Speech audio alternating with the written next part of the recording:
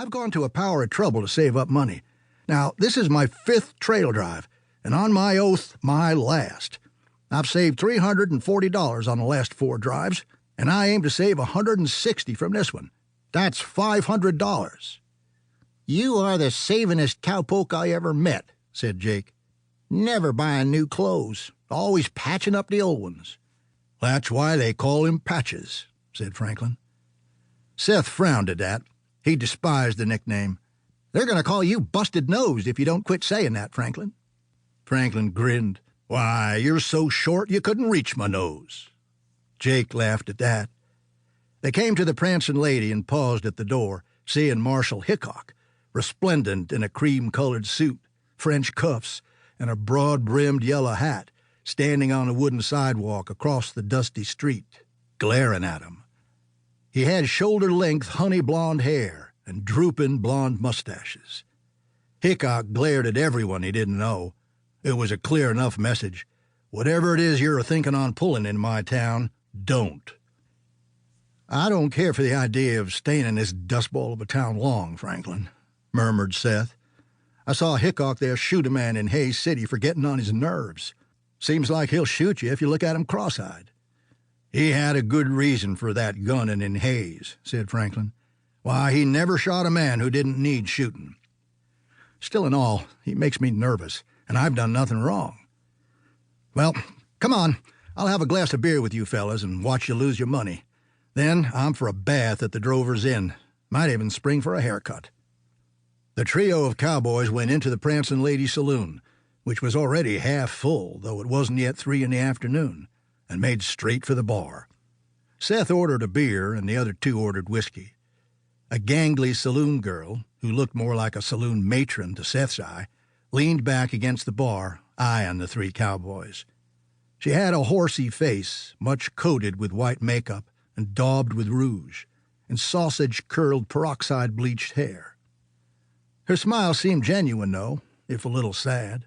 "What can we get for you gents today?" she asked. "What's your name, miss?" Seth asked. "Caroline." "Caroline, my name's Seth. Say, does this saloon have luncheon?" "You could call it that, Seth," she said. "Between you, me, and the gatepost, is it worth eating?" "Well, anyhow, it won't kill you." "Well, that's good enough for me. You suppose I could hope for a sandwich with any meat but beef and some cheese?" "I'll see to it, Seth. How about you boys?"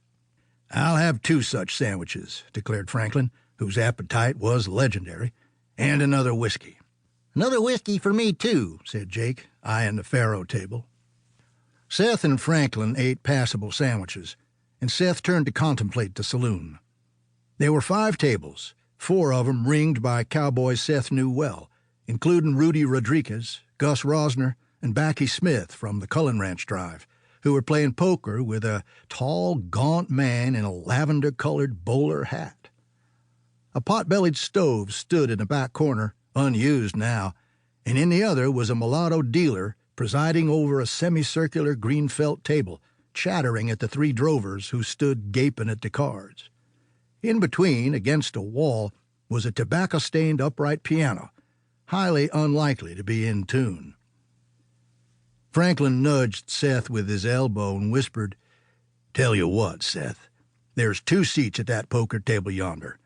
I'll wager tomorrow's breakfast, all you can eat, that the card wisdom your pa taught you won't be worth a hill of beans at that table, and you'll fold your tent before I do."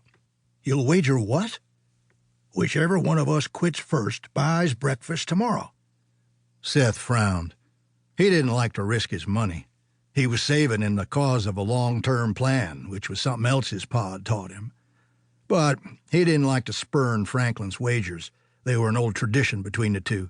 And he said, "I'm not promising to go broke on that table, but if I'm careful, I can sure outlast a tyro like you. You're on." 10 minutes later, Seth was seated across from the gambler in the lavender hat and laying his first bet on the table. Rusk Rusket had been a bounty hunter for 5 years, and he'd never learned to like it. He mulled this sad fact over as he rode his roan stallion on the wide dirt trail to Abilene under a brooding afternoon sun. Every single time he went out after